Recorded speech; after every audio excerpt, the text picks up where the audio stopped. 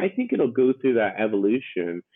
Um, but at the same time, I hope and I have faith that it'll kind of keep some of the purity where people realize that it is about the community and the connection.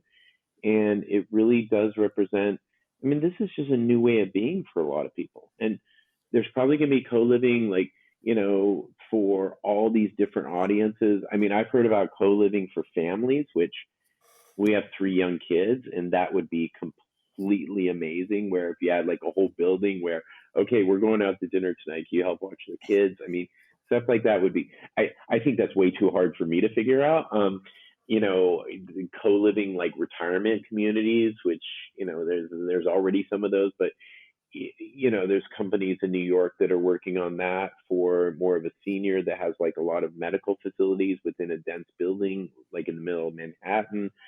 So yeah, I think it'll more and more just become kind of an asset class on itself, like kind of a multifamily with a higher level of hospitality ingrained into it, and much more focus on curating and caring for a community. It's funny. I mean, when I was first looking at this, it was like, oh my God, community. Everybody talks about it. It sounds so cheesy, but it really is what's connecting people. I mean, everybody that comes to live with us, they're like, okay, the space is nice, this and that. You guys seem like you're halfway competent. Who am I going to live with? And they want to connect with those people as soon as possible. Christine here with another fun episode of the Co-Living Code Show. Airs every Wednesday. And I wanted to give a quick shout out to our sponsors, ISL Furnishings. They're a brand created through Inner Space Living, and they're all about creating exciting spaces where design meets function. They've actually done quarters in Star City, so they've definitely done some big communities, some awesome stuff. You could see the pictures on their website. Inner Space parlayed its success in commercial grade unit furniture and conceived an elevated offering, and they strongly believe in the co-living industry, which is cool. And they were founded with the mission to bring your brand to life. Their goal is to revolutionize the unit furniture experience, and driven by creativity, ISL Furnishings believe that interiors should inspire brilliance. Every venue has its own voice. They exist to clarify that voice, interpret your brand vision, and deliver to quality on time, every time. And like I said, yes, they've done Star City and quarters, but they've also done smaller communities. They can do 10 beds and up. And you can definitely check them out at islfurnishings.com. So let's go ahead and launch into today's episode. Hello everybody, Christine here, founder of Kindred, host of the Co-Living Code Show with another wonderful episode. This week we're bringing on Jonathan Schiff. He's the founder of Gnomadic. And what's really cool about this interview is Jonathan is a real estate developer, investor, and operator. He's in Singapore, so we kind of talk about all three things, which is fun. We haven't had like an investor developer on for a little while. So I'm gonna go ahead and read his impressive bio, and then we'll launch into the interview. Jonathan is the founder of Gnomadic, a forward-thinking co-living company focused on providing luxury homes in Singapore's most sought-after neighborhoods. Gnomadic offers beautifully designed, spacious co-living homes for discerning individuals seeking luxurious living and warm hospitality.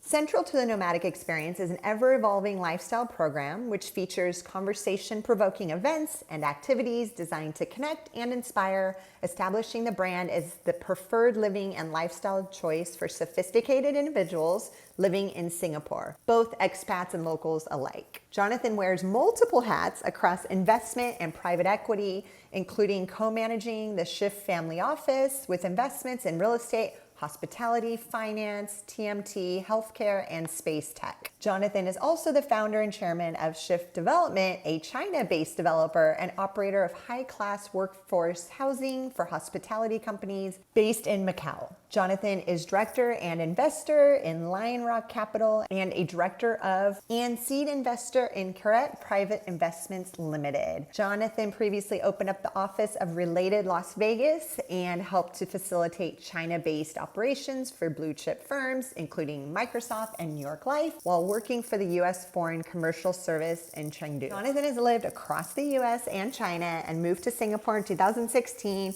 where he now resides with his wife and 3 children. A philanthropist at heart, Jonathan serves as a mentor for CRIB and regularly donates time and resources to Singapore's soup kitchens and old age homes. Jonathan is a voracious reader, film buff, and foodie who prefers casual to fine dining, a sneakerhead, and a former deadhead who spends hours a day listening to mostly rock and jazz. Super impressive bio. I don't know how he finds all the time for this stuff. A great, great conversation. I know you guys will get a lot out of this, so enjoy. Okay, everybody, this week bringing on Jonathan with Nomadic. He is American, but he is out there in Singapore. So welcome to the show this week, Jonathan. Happy to have you on. Thank you very much. I'm happy to be on. Great. And so, Great pleasure. yes. So let's just talk about, when you guys started and and why and how. Yeah. It's pretty simple. I mean, first of all, I come from a real estate and hospitality background. So, I was born and raised in Vegas. We used to be in the resorts business. So, did a lot of stuff in the U.S. Actually, as I mentioned earlier, worked on a couple of apartment projects in your neck of the woods down near San Diego. And, also in China, I built a housing platform that does a lot of housing for high-end hotels. And so towards the end of 2018, a number of the co-living companies that were starting out here, it was very nascent at the time, they approached me about either investing in their platforms or maybe even advising them. And, the first question was like, is this even real? So, I spent about a year, flew all over the world, stayed in a bunch of places, met operators, more importantly, met residents, talked to people that had thought about co-living and what was some of the pros and cons of all that. We even invested in a project, actually with the collective in Chicago. We invested in the building itself. And then, decided after all of that there was some opportunity. I mean, the space isn't going away. It represents a shift in the way, and it's a secular shift in the way that people are looking at the living experience and how they interact with their space. And so we decided that, and try, let's look at a specific niche, which is, I would say, like more of a higher end, and we were like, okay, let's launch this thing. And so in January of this year, we launched. Pretty quickly afterwards, we went into what we called in Singapore a circuit breaker for COVID, which was kind of a lockdown. We made it through that period. We've learned a ton. And so now we're just in the process of scaling up both our team and our operations. But, so far, so good, knock on wood. And when you say circuit breaker, it's like complete off, shut down, super strict. I know you guys were super strict.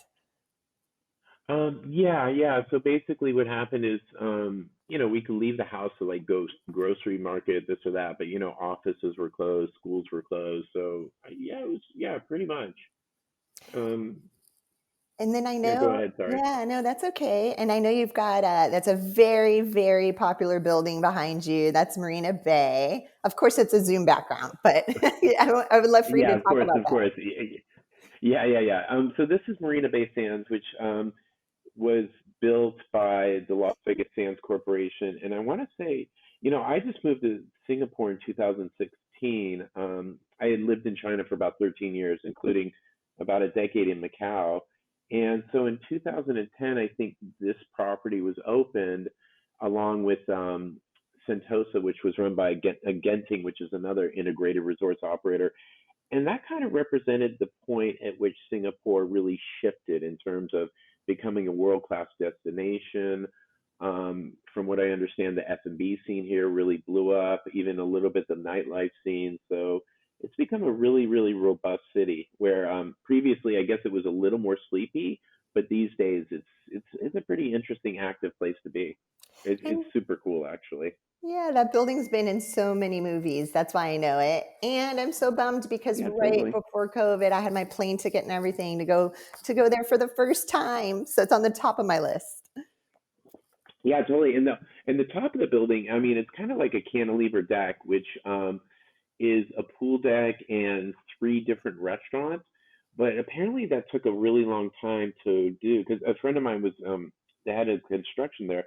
And so anytime the winds would get above, I think, 10 kilometers an hour, which out here happens quite often, they would actually have to lower down the pieces. And so it took them a long time just to even get that roof deck finished because there were so many false starts and finishes with that. Oh, interesting. Oh my gosh, you do have a Yeah, big, it's super complex. you know everybody in real estate. So you have a huge real estate background, right? Yeah, definitely. I mean, Most, like in the States, I grew up, we were in the casino business. I worked with some developers on the West Coast. I worked with a company out of New York and Miami called the Related Companies, which, my mentor just finished Hudson Yards. My other mentor now runs Silverstein, which did Freedom Towers. So, yeah, I guess it's in my blood, if you will. and are you mostly on the development side or investing side, or is it pretty split? It's been both. I mean, for Nomadic now it's full on operations. I mean, so I've built a couple of companies before that are operating, or some are just holding companies, but now with Nomadic it's like a full on startup operations. Like, it's very high touch. We're much more focused on the hospitality end of the business. So yeah, it's a lot of fun. But at the same time, I mean, I'm 46-year-old with 3 kids, and I'm like, I can't believe I'm doing another startup. But it's like an addiction, basically. Oh, for sure. I could speak to that too, for sure. So you're Totally. operating, how many units and your website's gorgeous, by the way. I just checked it out. And the Yep. branding Thank and you. just the luxury side of things. You could tell it's luxurious. Actually, I was excited. I converted some of your rents. So it's like 3,000 Singapore dollars. But to be honest, I wasn't sure how to convert that. I Googled it and I'm like, oh, that's like 2,200 US dollars. So, That's about right. That's about right. And that's all inclusive too. So for example, wow. not only that includes all the utilities, the cleaning, the maintenance and whatnot. So we don't do any caps. So for example, if people are keeping their AC on 18 degrees, oh my God, I can't even think of Fahrenheit right now. I'm ashamed of that. But no, so let's say if people are keeping their AC on like 60 all day, every day, we're not going to go to them and say, oh, well, you've exceeded your cap. So we don't do any hidden fees that way. But what we are going to do is we're basically going to say, listen, do you really care about the environment? Do you care about the world that you're living in? Because that's something that's really central to our messaging. And if you look on the website, or even our Instagram or some of the other stuff we're doing, a lot of it is around sustainability and also service, social service, if you will. So we've done events with food banks. We're doing a Christmas drive right now for one of the shelters here that kind of helps children from at need families and stuff like that. So I mean, obviously, there's the piece about we are building a real estate company and an operating company, but at the same time, we're trying to incorporate service. And, not paradoxically, but it just, a lot of our community members are really into that. Like, it's like, okay, you want to go get drinks on a Friday? They're like, yeah, sure. But then if it's like, hey, do you want to wake up early on a Saturday and help pack meals for soup kitchens? They're like super psyched to do that, which Oh, is something we basically learned recently. that's amazing. And don't worry about saying Celsius because most of our listeners are from Europe and Asia, so they probably appreciated that. They understood that. They didn't need to convert it. So then, Okay, thank you. so how many units total? Is it one big building or is it different buildings? No, no, no. So at the moment we have 4 homes which are spread out. One's a standalone. The other 3 are like within condos, and that was just kind of an easy way to do a proof of concept, if you will. So, um, the company. I mean, I'm basically funding the company myself at the moment, and we're just we wanted to take a little bit of time, grow a little more organically, and really focus on our service offering and our product. And so we've learned some pretty good lessons.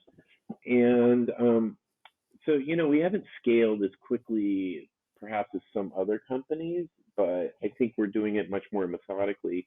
And we've kind of reached that magic inflection point of like, okay, we kind of have an idea of what we're doing.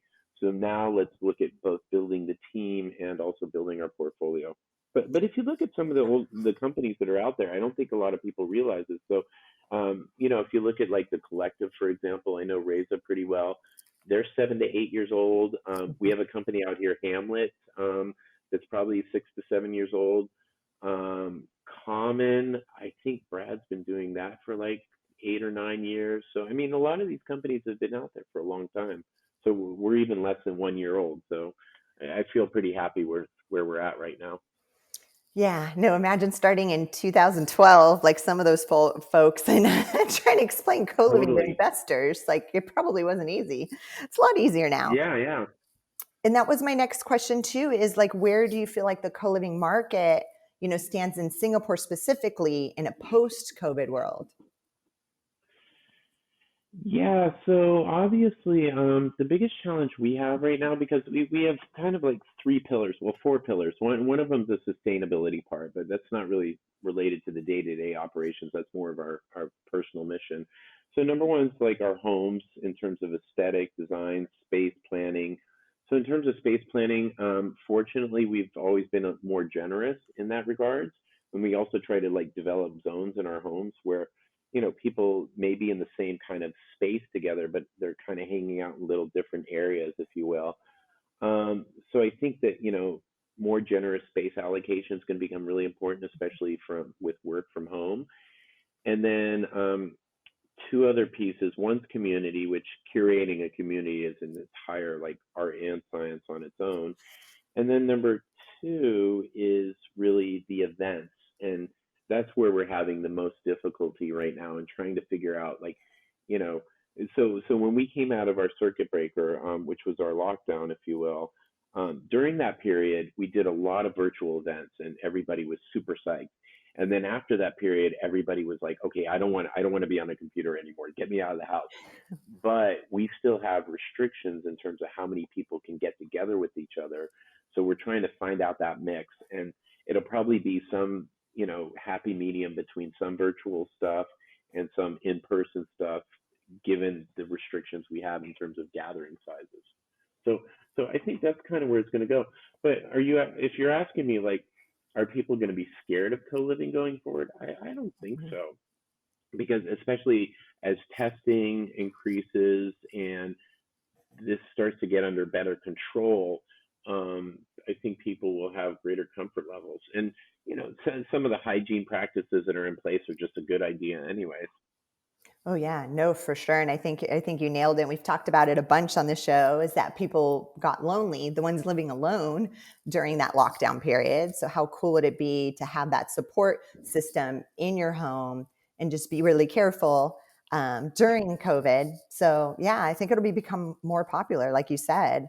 Um, Yeah, yeah. I was gonna say, during our circuit breaker, we had people that were contacting us that were ready to sign up. Actually, I mean, without even seeing a site that we were working on or any idea of, the particulars around it, she already sent us a deposit because she was like, listen, I've been living by myself for like the last 6 weeks. I'm going crazy. mm, I'm an introvert, but even though I'm an introvert, I'm still going crazy. So please, the minute you have something, here's my deposit. Just count me as number one on the list. And so that's what we saw because, you know, at least for us, the space gives people an opportunity to spend time with each other, but not the obligation to spend time with each other. So, we're really trying to go after some of these audiences that, in when I spent my year like doing diligence, it seemed like there were some audiences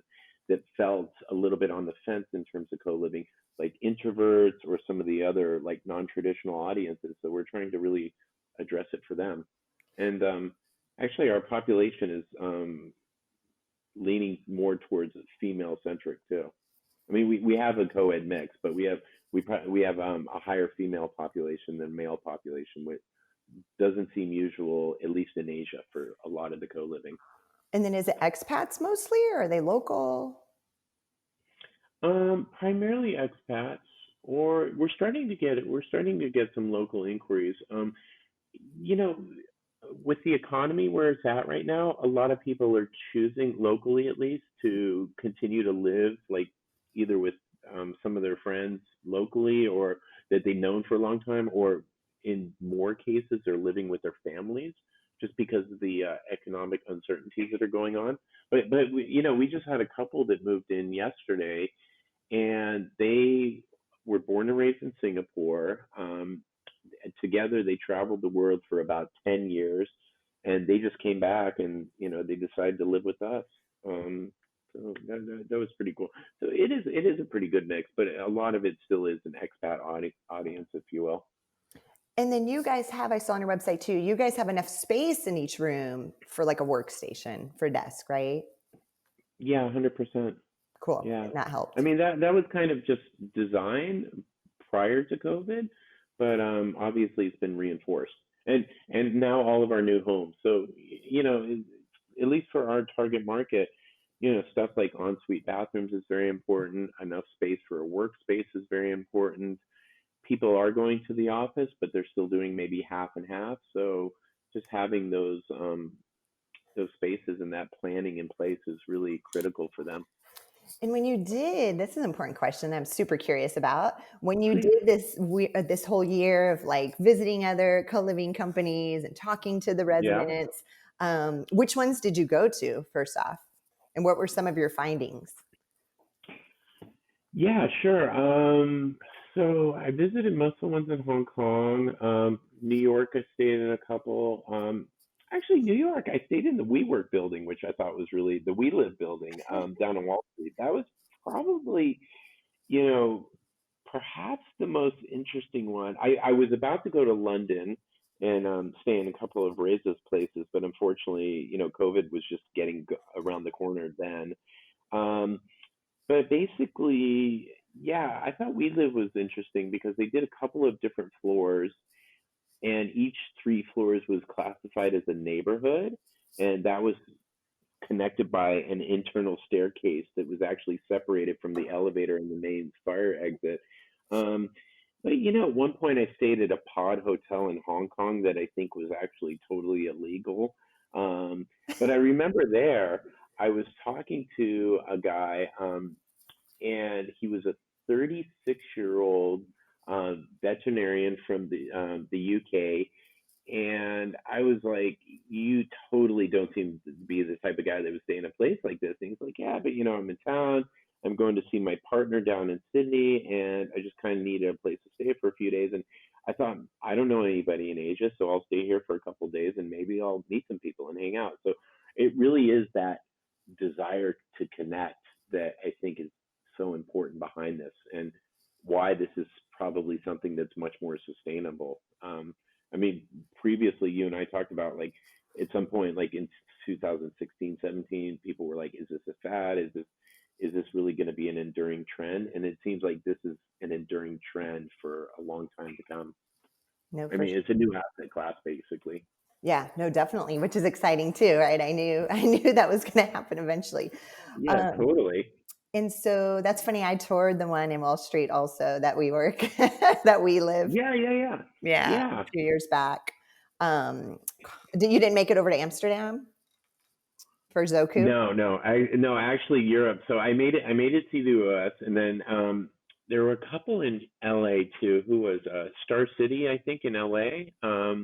And it's funny, my sister's they do real estate debt finance, and I think she actually financed a couple of those. And then I was going to go up to, this was also interrupted by COVID. I was going to go see the guys from Open Door up in San Francisco, but the last couple of those all got, like, as soon as COVID happened, because we were on alert in Asia probably in like mid late December. So Oh. I actually haven't left Singapore since December 31st of last year. Oh, wow. No, and we actually had Jay from Open Door on the show. He's come on. I think he's come on twice. John from Star City. Yeah, so they've all come on. Okay, okay. Yeah. So bummer you couldn't make it over there to Open Door. That's a cool concept. Nice. So you've done your research. I like it, Jonathan. That's awesome. Oh, thanks. Yeah, yeah, yeah. And there's an operator that was doing some interesting stuff in Korea. In Japan, there's a lot of stuff that's super interesting. So it's, yeah, That's it's cool. kind of cool to see all the different concepts. And I think where this is going to go is there's probably going to be a lot of, I mean, it's still so nascent, and let's just say it's an X percentage of, like, even like multifamily, if you will. It's so young to where it could be. And there's going to be a bunch of, I think, niche operators that like say, hey, this is what we do and this is what we do. And everybody does really cool stuff, kind of addressing specific marketplaces. Definitely. And then what's your guys' average age? So we're probably about 34, if you will. Our youngest resident is 28 and our oldest resident is 63. Oh, And wow. actually, the 63-year-old guy's probably one of the coolest. You know, he's like he's a finance guy. He's sat on the board of a bunch of public companies, but during the ski season, he typically like takes off and he's like a professional ski instructor. So Oh, that's he cool. literally is like one of our youngest, like by spirit, if you will, Oh, or that's his soul is amazing. one of the youngest. Yeah, Yeah. and people always ask that question. Some investors think it's people right out of college, which is not the case. I think that 35 is becoming this average age across the board of young professionals that don't want to live alone, essentially.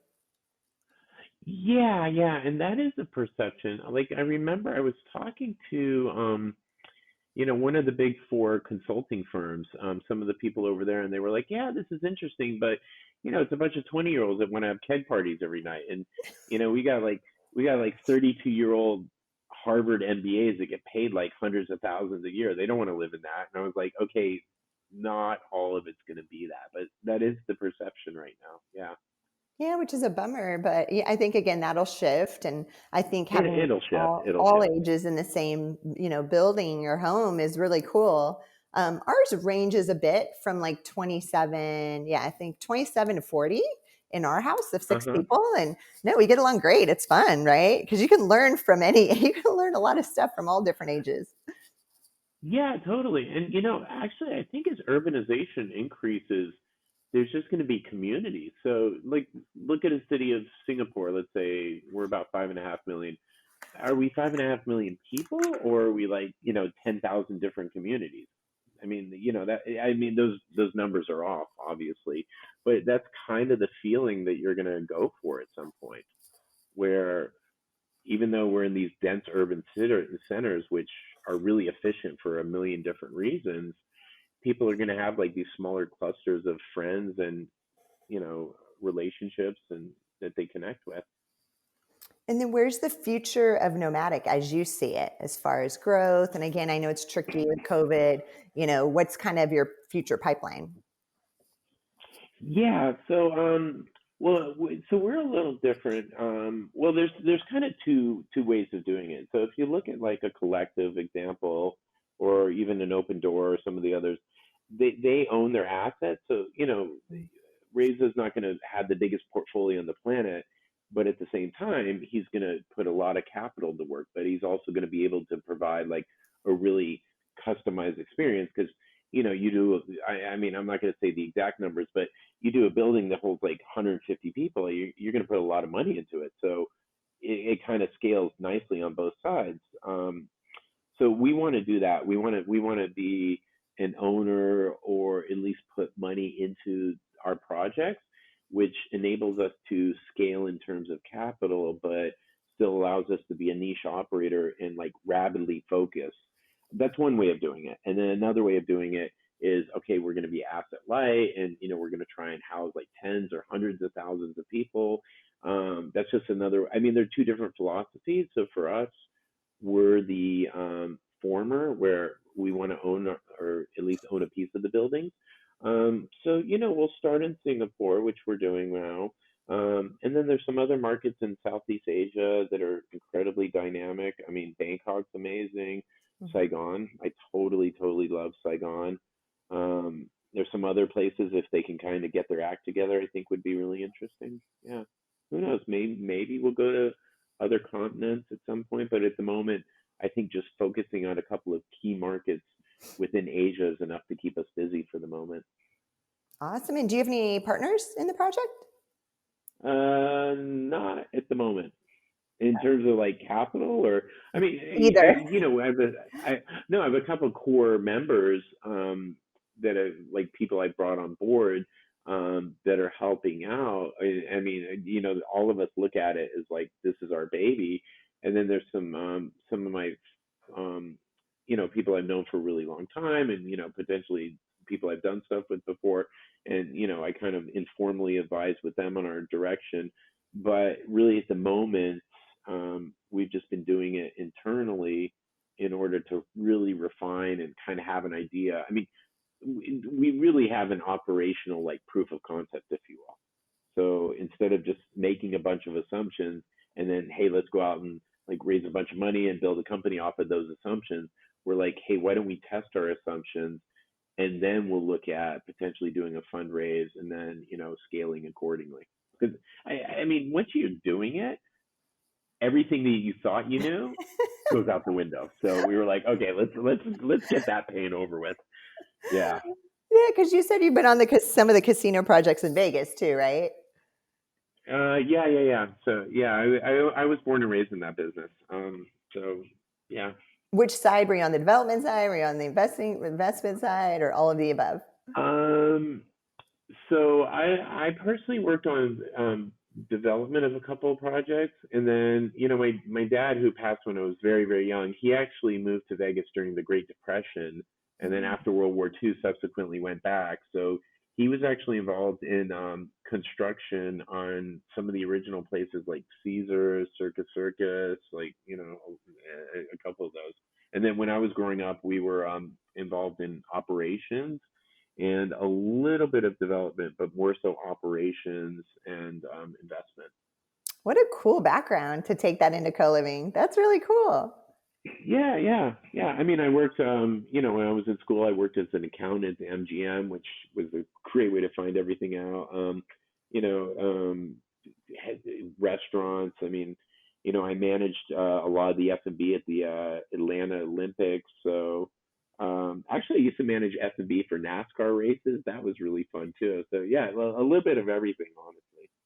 And that is co-living. I tell everybody it's not just property management, it's hospitality, really. Totally, Yeah. 100%.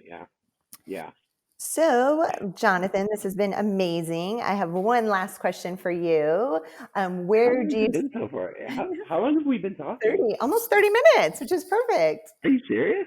Yeah. Oh, you're great to talk to. This only feels like 5 minutes. Oh, Okay, keep going. Sorry, very, sorry. I know, it's like, see, I told you, it's always like a conversation that people get to listen in on. So it's real natural. My last question is, where do you Please. see, what were we going to say? Oh no, please go Okay. go for it. Where do you see co-living in 10 years as an industry worldwide? Yeah, sure. So I think probably the best parable, if you will, is the way that student housing worked out in the UK. So like 10, 15 years ago, and maybe Australia too, but it was kind of like this niche thing, and there were a couple of like more mom and pop operators, if you will.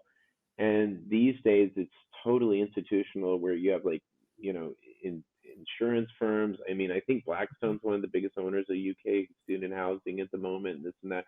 So I think it'll go through that evolution. Um, but at the same time, I hope and I have faith that it'll kind of keep some of the purity, where people realize that it is about the community and the connection, and it really does represent. I mean, this is just a new way of being for a lot of people, and there's probably going to be co-living, like for all these different audiences. I mean, I've heard about co-living for families, which we have 3 young kids, and that would be completely amazing. Where if you had like a whole building where, okay, we're going out to dinner tonight, can you help watch the kids? I mean, stuff like that would be. I think that's way too hard for me to figure out.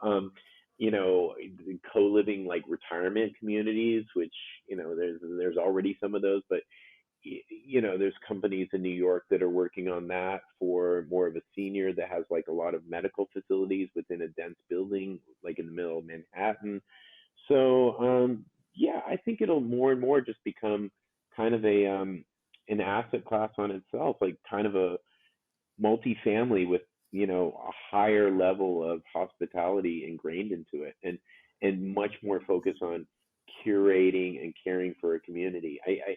It's funny. I mean, when I was first looking at this, it was like, oh my God, community. Everybody talks about it. It sounds so cheesy, but it really is what's connecting people. I mean, everybody that comes to live with us, they're like, okay, the space is nice, this and that. You guys seem like you're halfway competent.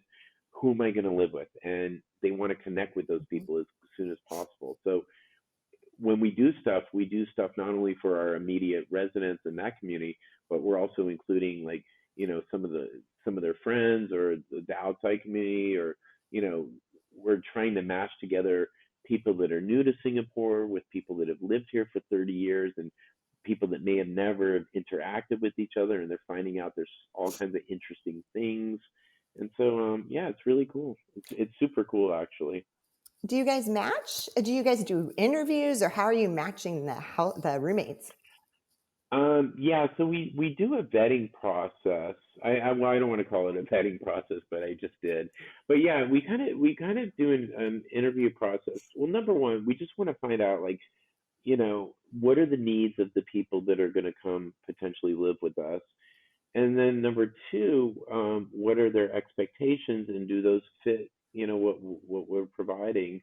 Um, and so we just try to find that out, and we're not matching people like on a home by home basis, but we're just trying to figure out, like, hey, is this somebody that really is going to potentially fit in our community? And, just looking at the characteristics of a lot of the people that are living with us right now, like, usually everybody that's living with us, they have like their own networks through their personal networks or their professional networks, and they're like, okay, I just want to live with like some other people. And then we try and find stuff that people that are like, have a lot of passion, have a lot of experience in terms of travel and potentially living overseas, but are also kind of like generous, altruistic people. And, we try and put them together. And, sometimes it works, sometimes it doesn't. We've had situations where people didn't seem like they were very happy, and we were like, okay, maybe it's just something else that, will work better for you, that type of thing. So we do match, and we do also, try to keep close contact with people and making sure that, it's working for them. And in most cases, it seems like it does. I mean, we've had a lot of situations where I feel that people are going to end up being lifelong friends out of their co-living experience. It's really cool. No, that's amazing. I agree. Especially my living situation too. We're like all best friends, so it's pretty Yeah, cool. totally, totally. Yeah. Yeah, So and I'm sure you guys kind of lean on each other, and you probably all have like different stuff going on, and but at the same time, somehow there's that magic that works. yeah, I know. So we're airing before your episode. All six of us were interviewed. I interviewed the other five just to talk about our experiences, because everybody, yeah, always wonders that. And we're all business owners, so that's the unique thing with our house. So each of us own our own companies. So then you're exactly right. Then we could, support each other and help each other out in that sense. So yeah, those were some fun episodes too that we just aired. And then, Oh, quick that's question awesome. too. Please, please. What's the not average stay, sorry, what's your minimum stay, like 30 days? So no, so our minimum stay is actually dictated by regulations in Singapore. So our minimum stay is 3 months. Okay. But so far our average stay is like, 8, 9, 10 months. I mean, nobody's moving out, so I can't tell you what our average stay is. Like, people are moving in, but they're not moving out. So, and we only started in January, so I really can't tell you what our average stay is so far. Yeah, it's too early, It, that's it why. all of them are more than 6 months for sure. Well, yeah, because no, it's too soon to tell. That's why I didn't ask that. If you open in January, yeah, it'll be too soon. Are you guys 100% occupied? With the exception of a house that just came out. So we just had a new home launch, and so that one we just had our first couple move in the other day, and the other spaces are probably going to be allocated pretty quickly. But sure, long story. Yes, yes, Got it. yeah.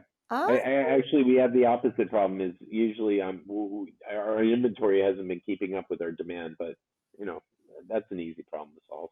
And you guys are doing master leases, your asset light as of now. As of now, yeah, Cool. yeah. I mean, we're basically at the point where we're starting to look around to either acquire something or do a JV where we can put some capital into it, and Cool. something that's at much more of a scale. Okay, well, we have a lot of investors and developers, and that we've paired one investor developer out of Spain with somebody up in Europe, over in Europe. So you never know who's listening. So maybe they'll reach out Yeah, to you. totally.